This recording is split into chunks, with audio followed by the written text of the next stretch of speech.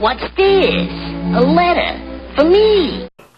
Welcome to another episode of Remember the Great Sports Through the Mail Thursdays. Today I'm going to share with you 3 envelopes, and I got 3 long envelopes that I saved just to group together for one video.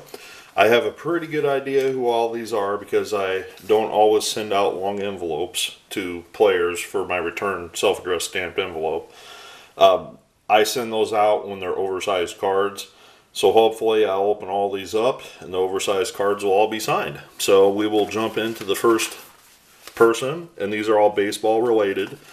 I do still have a football one out there that I have yet to get back, so keeping my fingers crossed. I also have another baseball one out that I hope to get back as well. So we will start with the little cards, and the first one is from Jim Lindemann on 1, 2, 3, and 4. And the 5th card is the oversized Cardinals team issue. It's got a blank back, but I picked this set up for roughly about $2 or $3, and I want to say it's a circa 1987 Cardinal set. Which is the year they went to the World Series against the Twins. It might be an 88, give or take a year, but I think it's an 87, if I'm not mistaken. But, I've been kind of unofficially trying to collect these. Unfortunately, I haven't had a lot of luck, and hopefully there's a couple more in these envelopes, coming up. So, anyways, Jim Lindemann. He was drafted by the Cardinals in the 1983 draft out of Bradley University.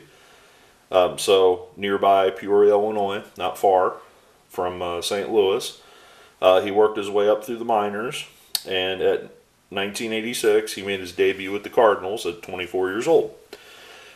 He never was a full-time player. He was primarily used as a backup outfielder / pinch hitter / first baseman, kind of one of those utility guys off the bench. So he never was a full-time player. As I mentioned, he was on the 87 Cardinals during their pennant run against the Minnesota Twins. In particular, I want to say he played in some of the games because Jack Clark was out injured, if I'm not mistaken. I could be wrong on that. He spent a total of 4 seasons with the Cardinals. However, during the 89 season, or was it the off season?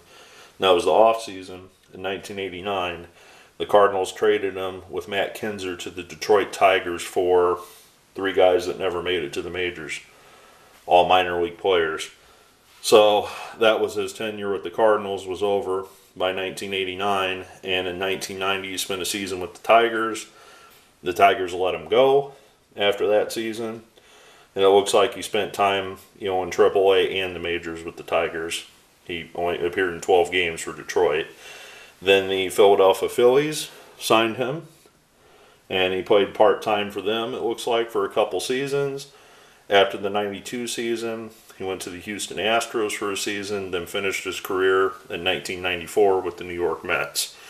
I'm not sure if beyond 1994 maybe played another couple seasons in the minors. Not too certain on that. So, nonetheless, thank you very much, Mr. Lindemann. Again, those stack of Cardinal cards that I have in my purchase recently, very nice to get a few more of them signed. Alright, so this next one is from North Houston, Texas. And, okay. Well, this is rather disappointing. So, inside of my self-addressed stamped envelope, I write a note saying, please, return to protect cards. Thank you. And that's more in particular to protect, as you can see, the oversized card fits perfectly in there. Well, unfortunately, I just opened this up and you can kind of saw that through the thinness of the envelope. There's not an oversized card in there. So I'm going to stick with my rule of never say anything negative about anybody on my channel. That's one of my rules. But Bill Dawley signed 1, 2, 3, and 4. Unfortunately, my Cardinals card, nowhere to be seen. Now, with that being said, this should go as a lesson to some of the people that are watching right now, okay? And this is a good rule of thumb, and this is probably something that I should probably put in one of my upcoming autograph tips and discussion videos. If you have something that you really want to get back by an athlete and you send it to them, you always run the risk of them keeping the item and not returning it. That is unfortunately the drawbacks of autographing through the mail. I, of course, would have loved to have Jim Lindemann, Bill Dawley to sign this card. But I'm very happy that he signed these 4 for me. You know, again, I'm not trying to sound greedy here, but if he were to keep all 4 of those and send my 1 back, I would have rather had that than not getting that 1 back, because that one's a little harder to replace. But Bill Dawley, thank you very much for signing those, Mr. Dawley. If you felt that the 87 belonged in your collection more than mine, that's perfectly fine. That's why I always send extra cards. Unfortunately, I didn't have any extras of that one, but that's the way it works sometimes when you do TTM. And so I know I present myself as somebody that is an expert, you know, tries to be an expert at autographing, but this just proves that even sometimes I'm not perfect. You know, even sometimes I send things and I don't get them back. You know, it is what it is. But at least I got 4 other autographs out of the deal, if you look at it that way. So always stay positive is, I guess, the best advice I can give you. So I'm going to do a brief history of Bill Dawley.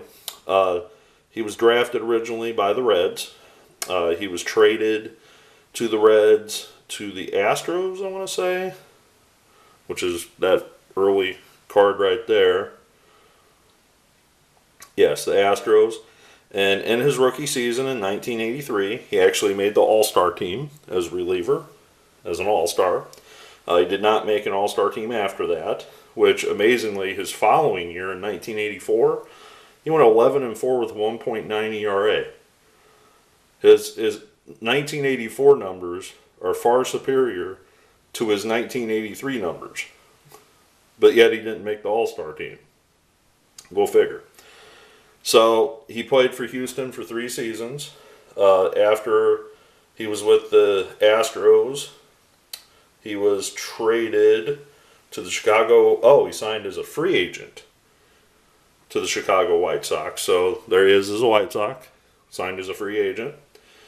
But in 1986, after the 86 season with the White Sox, he was traded to the St. Louis Cardinals, right here, for outfielder Fred Manurique, if I'm saying that right.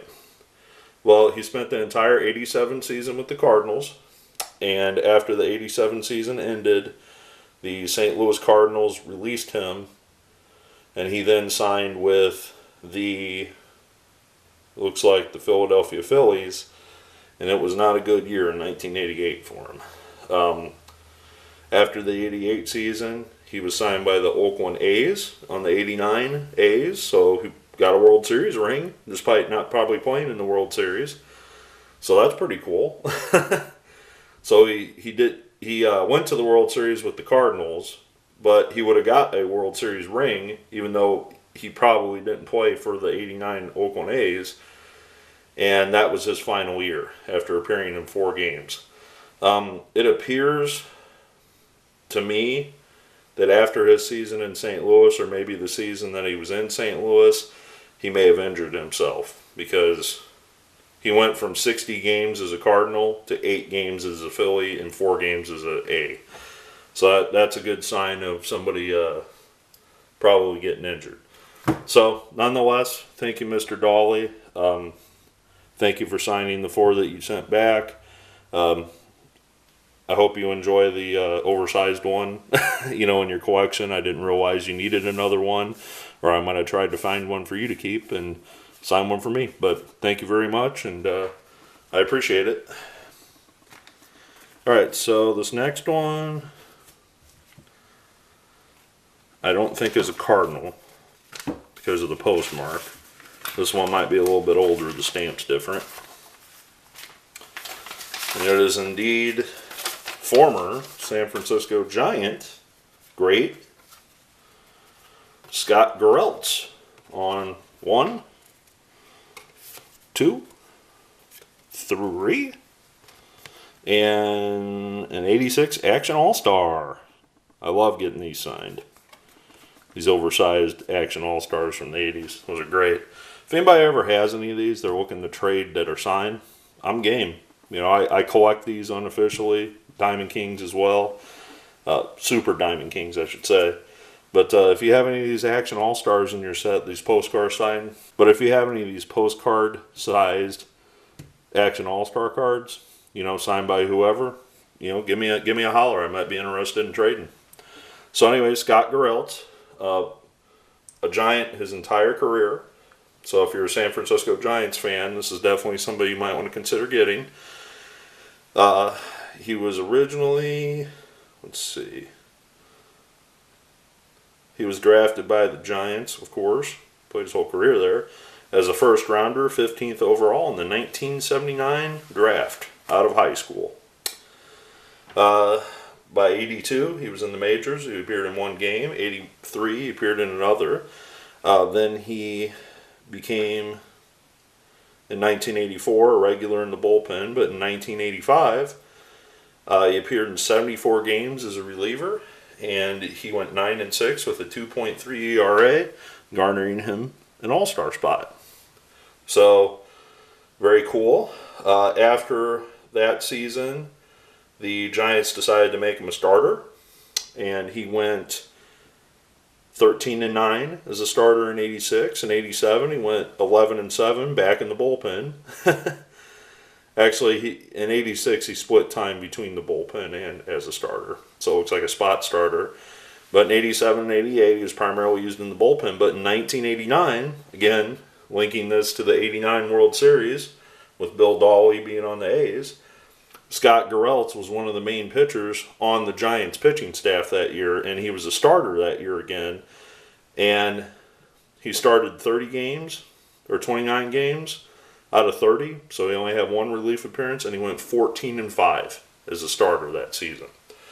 Well, in 1990, he went 12-11, and in 1991, at 29 years old, he only appeared in 8 games, and he went 1-1 with a 6.4 ERA. So, like we talked about Bill Dawley previously, it appears at 29 years old that he had some arm issues and some injuries that he just couldn't overcome to continue his career. But he had some pretty magical seasons for the Giants.